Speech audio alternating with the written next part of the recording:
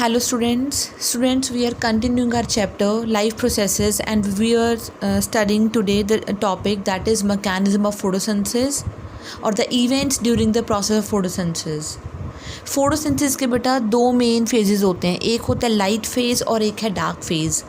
As a name indicates light phase require light, right? And it occurs only in the presence of light, and this is also known as Hill reaction. Why? Because it was discovered, या हम कह सकते हैं इसका experimental proof was given by the scientist Robert Hill. It is also known as photochemical phase because photo means light की presence में chemical energy बनेगी, that is ATP and NADPH, right?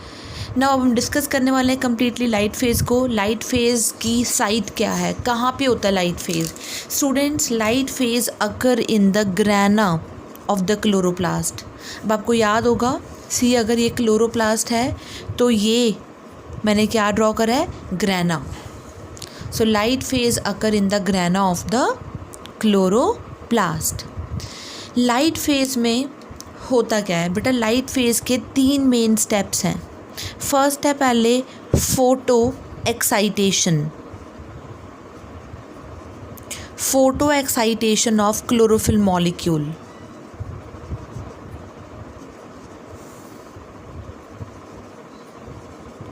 Second step is the photolysis, and the third step is photophosphorylation. इन तीनों steps को हम एक एक करके अब डिस्कस करने वाले हैं. सबसे पहले हम बात करेंगे photo excitation of chlorophyll molecule.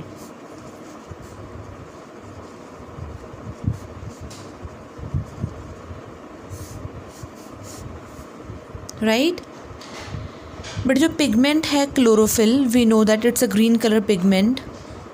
That pigment chlorophyll, बेटा मैंने CHL डाल रही हूँ यहाँ पे मैं क्लोरोफिल के लिए short form. That is present in the chloroplast. It absorbs what? It absorbs PAR. Students, आपको याद होगा पार क्या चीज़ थी? PAR is photosynthetically active radiation, जिसकी वेवलेंथ कितनी होती है? 400 to 700 नैनोमीटर्स.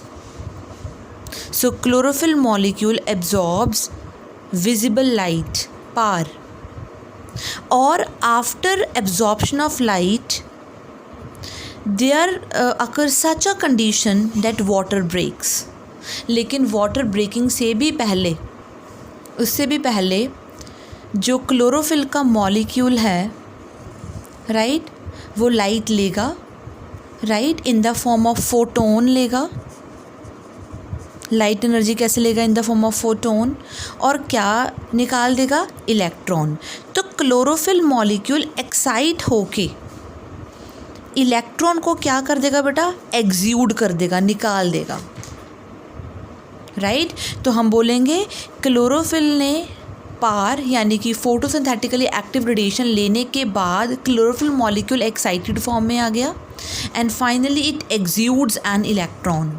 इलेक्ट्रॉन क्या कर देगा? ये रिलीज कर देगा. राइट, नाउ सेकेंड स्टेप क्या था इसका लाइट रिएक्शन का? That is photolysis. मैंने आपको पहले भी बताया था, फोटो मतलब लाइट एंड लाइसिस मतलब break down. This is actually the photo oxidation of water.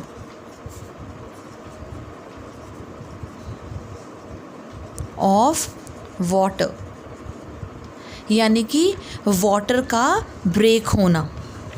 Clear? तो हम बोलेंगे कि क्लोरोफिल मॉलिक्यूल के इलेक्ट्रॉन को रिलीज़ करने के बाद ऐसी कंडीशन जिससे वाटर ब्रेक हो जाएगा into H positive and electrons and O2, and this is known as photolysis. See, ये रिएक्शन मैंने आपको पहले भी करवाई है. 4H positive plus 4 electrons plus O2. ये जो O2 रिलीज़ हुई है, this O2 that goes into atmosphere. ये O2 कहाँ चली जाएगी बेटा? एटमॉस्फेयर में चली जाएगी.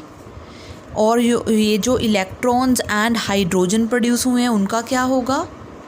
electrons and hydrogen, they are released during photolysis. They are released during photolysis and are used in, ये यूज़ किस में होंगे? They are used in the production of ATP and NADPH. आपको याद होगा, मैंने आपको बता दिया था पहले ही कि लाइट रिएक्शन में बेसिकली हमारे पास केमिकल एनर्जी डेवलप हो जाती है, that is ATP and NADPH. ये ATP और NADPH ही डार्क रिएक्शन में यूज़ होकर फूड को सिंथेसाइज करने में हेल्प करेंगे. स्टूडेंट्स, मैंने NADPH की आपको फुल फॉर्म पहले भी बताई हुई है, मैं अभी फिर से लिख रही हूँ. It is nicotine amide adenine dinucleotide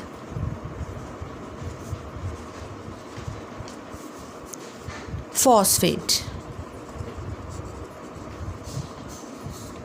right, यानी कि थर्ड स्टेप हमारा क्या होगा? यही यूज़ करना, इलेक्ट्रॉन्स एंड हाइड्रोजन. यानी कि third step is photophosphorylation. So photophosphorylation, it is a production of ATP and NADPH by using electrons and hydrogen that are produced by the photolysis of the water. So production of ATP and NADPH by using what? By using electrons and hydrogen. Students, हम ये सारे process को भी एक diagram की form में भी करेंगे. राइट, मैं उसके फॉर्म में भी आपको करवाऊंगी अभी, लेकिन अभी पहले हम इसको समराइज़ कर लेते हैं अपने इस टॉपिक को कि जो हमने पढ़ा है मैकेनिज्म फोटोसिंथेसिस इवेंट्स. बेटा, फोटोसिंथेसिस के दो फेजेस हैं, लाइट फेज़ और डार्क फेज़. लाइट फेज़ को हम हिल रिएक्शन बोलते हैं, फोटोकेमिकल फेज़ भी कहते हैं. लाइट फेज़ एक्चुअली लाइट पे डिपेंडेंट होता है. इसके आगे तीन मेन और इवेंट्स होते हैं लाइट फेज़ के. एक तो photo excitation of chlorophyll molecule, मतलब क्लोरोफिल मॉलिक्यूल लाइट लेकर, एक्साइट होकर, कौन सी लाइट लेकर? PAR, that is photosynthetically active radiation लेने के बाद it gots excited, and excite होने के बाद it releases electron and creates such a condition that photolysis of water takes place. So second step is the photolysis of the water, that is a breaking up of the water molecule in the presence of light. Right, so water is broken down into hydrogen and electron and O2. Right, electron and hydrogen, they are released during the photolysis and they are used in the production of ATP and NADPH. तो अपना third point वही है, that is photophosphorylation, that is production of ATP and NADPH by using the electrons and hydrogen that are produced during the photolysis of water. Clear? तो स्टूडेंट्स, मैं यहाँ पे आपको डायग्राम के थ्रू डिस्कस करवा रही हूँ ये चीज़. ये देखो, मैं बना रही हूँ क्लोरोप्लास्ट. क्लोरोप्लास्ट एक डबल मेम्ब्रेन बाउंड ऑर्गेनेली होती है. देखो, मैंने दो मेम्ब्रेन्स बनाई हैं, outer membrane and inner membrane. और दोनों मेम्ब्रेन के बीच ये जो स्पेस है, दैट इज़, मैंने पहले भी बताया आपको, दैट इज़ पेरीप्लास्टिडियल स्पेस. क्लियर? तो हम बात करेंगे, मैं यहाँ पे थैलाकॉइड्स ड्रॉ कर रही हूँ. थैलाकॉइड्स के ग्रुप को हम क्या कहते हैं स्टूडेंट्स? यस, हम बोलेंगे उसके ग्रुप को ग्रैनम. राइट, और मैंने ये भी बताया था लाइट रिएक्शन कहाँ पे होती है बेटा? Light reaction occur in the granum और थैलाकॉइड्स. तो सनलाइट क्लोरोफिल के मॉलिक्यूल्स को क्या कर देगी बेटा? एक्साइट. क्लोरोफिल का मॉलिक्यूल को एक्साइट कर देगी. So here the light reaction occurs. Light reaction क्या कर देगी बेटा? O2 की, वाटर की, सॉरी, क्या कर देगी? फोटोलाइसिस मेन स्टेप होता है ये. क्लोरोफिल मॉलिक्यूल को एक्साइट करेगी. एक्साइट करने के बाद इलेक्ट्रॉन रिलीज होगा और सच कंडीशन क्रिएट हो जाएगी जिससे वाटर की क्या हो जाएगी? फोटोलाइसिस. तो वाटर कहाँ से आया, रूट से। रूट से कहाँ पे, रूट से कहाँ तक पहुँचा, लीव्स तक। रूट्स में कहाँ से आया, सॉइल से। तो रूट्स से लीव्स तक जाने के लिए इसको कौन सा टिश्यू चाहिए होगा, वाटर को, जाइलम टिश्यू, राइट। तो फोटोलाइसिस ऑफ वाटर होने के बाद क्या हुआ, एक तो इलेक्ट्रॉन्स रिलीज हुए, एक H पॉजिटिव आयन रिलीज़ हुए, और क्या रिलीज़ हुई, O2। तो O2 तो बाहर एटमॉस्फेयर में चली जाएगी, राइट। बेटा ये तो हमने ग्रैनम बना रखा है, ग्रैनम। बाकी रीजन क्या है ये वाला सारा, this one is the stroma. जो डार्क रिएक्शन होती है स्टूडेंट्स, वो स्ट्रोमा में होती है। जितने भी एंजाइम्स होते हैं जो डार्क रिएक्शन में चाहिए होंगे वो कहाँ पड़े होंगे, स्ट्रोमा में पड़े होंगे। तो सी ये हमारे पास है, यहाँ पे मैं बता रही हूँ कि जो डार्क रिएक्शन है वो कहाँ पे चलेगी, स्ट्रोमा में। डार्क रिएक्शन में बेसिकली होता क्या है, डार्क रिएक्शन में होती है रिडक्शन ऑफ CO2। देखो अभी तक CO2 कहीं यूज़ नहीं हुई थी बेटा। Reduction is the addition of hydrogen. तो अगर C और O के बीच में H आ जाए तो CHO इकट्ठे हो जाएंगे तो ऑर्गेनिक फूड बन जाएगा। यानी कि बैलेंसिंग नहीं मैं बता रही हूँ बेटा, यहाँ पे कार्बन, हाइड्रोजन, ऑक्सीजन, ये तीनों मिलके ऑर्गेनिक फूड यानी कि शुगर बना देंगे। तो डार्क रिएक्शन को एक और नाम से जानते हैं हम, that is Calvin cycle. Dark reaction में अभी थ्योरेटिकली आपको समझाऊंगी भी, right. So during dark reaction क्या होता है, याद करो अभी मैंने क्या कहा था। अभी मैंने बोला था कि लाइट रिएक्शन में हमारे पास फोटोफॉस्फोरिलेशन भी होती है, फोटोफॉस्फोरिलेशन। तो उसके टाइम पे हमारे पास क्या क्या बनता है, हमारे पास एक तो ATP बनती है, एक हमारे पास क्या बनती है, NADPH। और आप लोगों को याद होगा मैंने बताया था कि जो प्रोडक्ट्स हैं लाइट रिएक्शन के प्रोडक्ट्स डार्क रिएक्शन में क्या होंगे, यूटिलाइज होंगे, यूज़ होंगे। तो देखो डार्क रिएक्शन में ये क्या हो रहे हैं, मैंने एरोस बना दिए, ये यूज़ होंगे। और यूज़ होने के बाद, फूड बनाने के बाद, क्योंकि ऑब्वियसली जब रिडक्शन ऑफ CO2 हो जाएगी, H यहाँ पे ऐड हो जाएगा CO2 के बीच में, तो हमारे पास क्या बनेगी, C6H12O6, मतलब क्या बन जाएगी, शुगर बन जाएगी। और ATP और NADPH यूज़ हो गए, यूज़ होके फिर क्या निकला एज अ बाय प्रोडक्ट इनका, ADP, एडेनोसिन डाइफॉस्फेट, और क्या निकला, NADP पॉजिटिव निकला, राइट। तो ये कहाँ पड़ा है अभी, स्ट्रोमा में।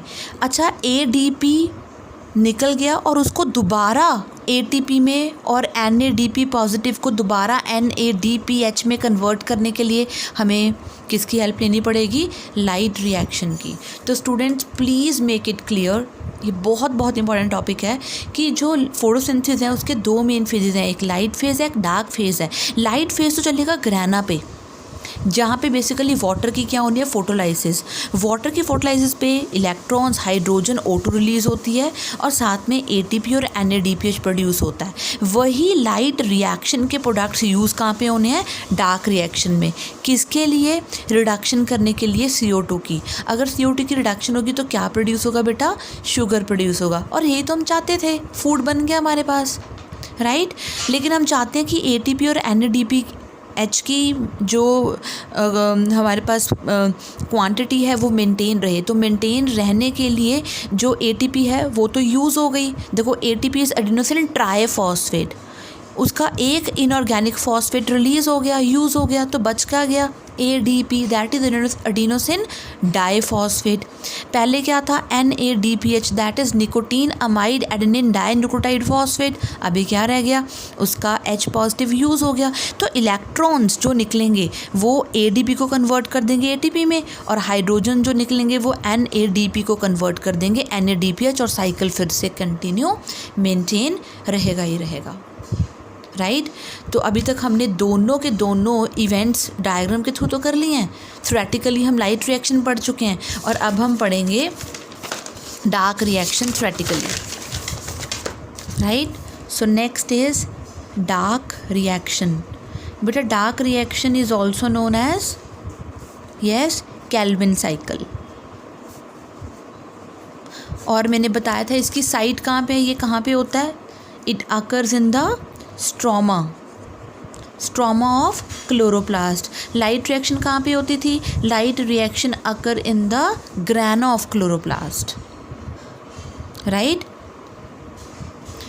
तो डार्क रिएक्शन में होना क्या है, CO2 इज़ रिड्यूस्ड, CO2 की क्या हो जाएगी बेटा, रिडक्शन, इज़ रिड्यूस्ड, यहाँ पे लिखना था मुझे, CO2 is reduced and use in the production of क्या, कार्बोहाइड्रेट। बेटा कार्बोहाइड्रेट बोलो, शुगर बोलो, फूड बोलो, वन द सेम थिंग, तो क्या बनेगी वो, कार्बोहाइड्रेट। यानी कि ये स्टेप कैसे होगा, by using the assimilatory power that is ATP and NADPH। ये दोनों कहाँ बने थे, they are formed in the light reaction but they are produced in light reaction but used in dark reaction कौन सी, that is Kelvin cycle, right। और ये जो Kelvin cycle है, this was discovered by 3 scientists, Kelvin, Benson and Bessam in the year 1955, right। and these reactions are also known as, जो ये reactions यहाँ पे हो रही हैं, these reactions are known as carbon reactions also, right। उनको हम क्या बोलेंगे, कार्बन रिएक्शंस। तो डार्क रिएक्शन जो है उसको हम थर्मोकेमिकल फेज भी बोलते हैं, it is also known as thermochemical phase, right, thermochemical phase भी बोलते हैं। और it does not require light, how it depends upon the products of light reaction, but it does not require light, it does not require light, right, clear। तो स्टूडेंट्स मैं आपको बता दूं कि जो डार्क रिएक्शन होगी उसमें जो CO2 होगा, सबसे पहले CO2 को कौन एक्सेप्ट करेगा, RUBP। What is this RUBP, RUBP is राइबोलोज 1,5 bisphosphate। The first acceptor of the CO2 in the Kelvin cycle is the RUBP। ये एक्सेप्ट करता है, राइट, ये एक्सेप्ट करता है। और क्योंकि इसका तो कार्बोहाइड्रेट बन जाना है, इसको दोबारा क्या होना पड़ेगा, रीजनरेट होना पड़ेगा, क्लियर। तो अल्टीमेटली CO2 ने क्या बना दिया, ग्लूकोज, राइट। और फर्स्ट एक्सेप्टर ऑफ CO2 क्या है, RUBP, that is राइबोलोज 1,5 bisphosphate, clear. तो अगर मैं आपको इसका थोड़ा सा साइकिल बना के दिखाऊं केल्विन साइकिल का, हालांकि it's not directly come in the syllabus, see RUBP। बेटा जब भी हम साइकिल पढ़ते हैं ना कोई भी, तो ये आपको मान के चलना है, कोई चीज़ बनी पड़ी है और साइकिल है तो फिर आपको उसको बनाना भी है, साइकिल है ना बेटा ये, राइट। तो सबसे पहले RUBP, देखो RUBP ने क्या एक्सेप्ट कर ली, CO2, राइट। यानी कि ये स्टेप क्या हो गया, कार्बोक्सिलेशन। कौन सा स्टेप हो गया, कार्बोक्सिलेशन। और RUBP जो होता है उससे क्या बन जाता है बेटा, PGA। What is this, this is phosphoglyceric acid, phosphoglyceric acid. बेटा RUBP कितने कार्बन वाला कंपाउंड होता है, RUBP में 5 कार्बन होते हैं। एक कार्बन कहाँ से आ गया, कहाँ से आया एक कार्बन, CO2 से। तो कितने कार्बन हो गए अब टोटल, 6 कार्बन। लेकिन PGA कितने कार्बन वाला कंपाउंड होता है, 3 कार्बन वाला। तो अगर टोटल 6 कार्बन थे तो कितने PGA बनेंगे, मतलब 2 PGA, राइट। क्योंकि पीजीए कितने कार्बन वाला कंपाउंड था, 3 कार्बन वाला। नाउ अब पीजीए की क्या होगी बेटा, रिडक्शन। रिडक्शन क्या होता है बेटा, एडिशन ऑफ हाइड्रोजन। इसके लिए यूज़ क्या होगा, NADPH। NADPH किस में कन्वर्ट हो जाएगा, इसकी H तो यूज़ हो जाएगी, ये कन्वर्ट हो जाएगा NADP पॉजिटिव। याद आया ये NADPH कहाँ से आया है, फ्रॉम द लाइट रिएक्शन, और वो कन्वर्ट किस में हो गया, NADP पॉजिटिव। अब ये NADP पॉजिटिव दोबारा किसके पास जाएगा, ग्रेना के पास, किसके लिए, दोबारा NADPH बनने के लिए। और यहाँ पे और क्या यूज़ होगी, यहाँ पे यूज़ होगी ATP। ATP किस में कन्वर्ट हो जाएगी, ADP। याद है ATP किस में कन्वर्ट होगी, ADP प्लस इनऑर्गेनिक फॉस्फेट, ये निकल आता है एक, क्योंकि ट्राई फॉस्फेट थे, डाई तो पड़े रह गए, एक फॉस्फेट निकल गया। तो रिडक्शन होने के बाद पीजीए क्या बन गया, पीजीए बन गई एक तरह की ट्रायोज फॉस्फेट शुगर। ये ट्रायोज फॉस्फेट आगे क्या बना देता है बेटा, शुगर बना देता है या स्टार्च बना देता है। बेटा शुगर को बनाने के लिए हमें कितने कार्बन चाहिए, C6H12O6, मतलब 6 कार्बन। तो दोनों के दोनों पीजीए अगर मैं यूज़ कर लूँ तो दोनों पीजीए में कितने कार्बन होंगे, 6 कार्बन। तो दोनों पीजीए मिलके क्या बना देंगे, एक ट्रायोज फॉस्फेट। लेकिन यहाँ पे एक प्रॉब्लम आ गई। हमने क्या कहा था, हमने कहा था जहाँ से हम साइकिल शुरू कर रहे हैं हमें उसको रीजनरेट भी करना है, हमें ये 5 कार्बन चाहिए वापस, क्योंकि हमें अगला साइकिल भी तो चलाना होगा, फिर ये तो यूज़ ही हो गया, वरना नेक्स्ट साइकिल भी तो हमें चलाना पड़ेगा। तो हम क्या करते हैं, हम ऐसा करते हैं, हम इसके 6 मॉलिक्यूल्स ले लेते हैं। एक RUBP में कितने कार्बन है, 5, 6 में कितने होंगे टोटल कितने हो गए, अगर मैं 6 मॉलिक्यूल्स ले लूँ तो 30 कार्बन। अगर मैं 6 मॉलिक्यूल्स ले रही हूँ, मुझे CO2 भी कितने लेने पड़ेंगे, 6, तो 30 और 6 कितने हो गए, 36 कार्बन। अब सोचो मुझे पीजीए बनाने हैं, इसमें से पीजीए कितने कार्बन वाला कंपाउंड है, 3 कार्बन वाला। तो 36 कार्बन से कितने पीजीए निकलेंगे, 36 divide by 3, that is 12 PGA, right. अगर 12 पीजीए यहाँ पे निकल रहे हैं और मुझे पता है 2 पीजीए से मेरे पास शुगर बन सकती है, राइट। तो मेरे पास यहाँ पे कितने पीजीए यूज़ हो गए, 2 पीजीए, तो यहाँ पे क्या हो गए, यूज़ हो गए। तो पीछे कितने पीजीए बच गए, 10 पीजीए। 10 पीजीए में कितने कार्बन होंगे, 1 पीजीए में 3 है, तो 10 में कितने होंगे, 30। तो यहाँ पे हमने कितने कार्बन से शुरू करा था, 30 से, और 30 के 30 फिर से दोबारा क्या हो गए, रीजनरेट। यानी कि नेक्स्ट स्टेप में रीजनरेशन में हमने RUBP बना लिया, बट इस रीजनरेशन के लिए भी हमें क्या चाहिए बेटा, ATP किस में कन्वर्ट हो जाती है, ADP। और ये ATP कहाँ से आई थी, फ्रॉम लाइट रिएक्शन से। अब आपको समझ में आई ये चीज़, ध्यान से देखो। RUBP कितने कार्बन वाला कंपाउंड था, 5 कार्बन वाला। जब मैंने इसका एक मॉलिक्यूल लिया और एक ही CO2 ली तो मेरे पास कितने कार्बन हो गए, 6 कार्बन टोटल। फर्स्ट स्टेप हमारा ख़त्म हो गया, कार्बोक्सिलेशन। लेकिन ये दोनों मिलके एक अनस्टेबल प्रोडक्ट बनाते हैं, इसलिए वो टूट जाता है किसमें, पीजीए में। लेकिन पीजीए तो एक 3 कार्बन वाला कंपाउंड है।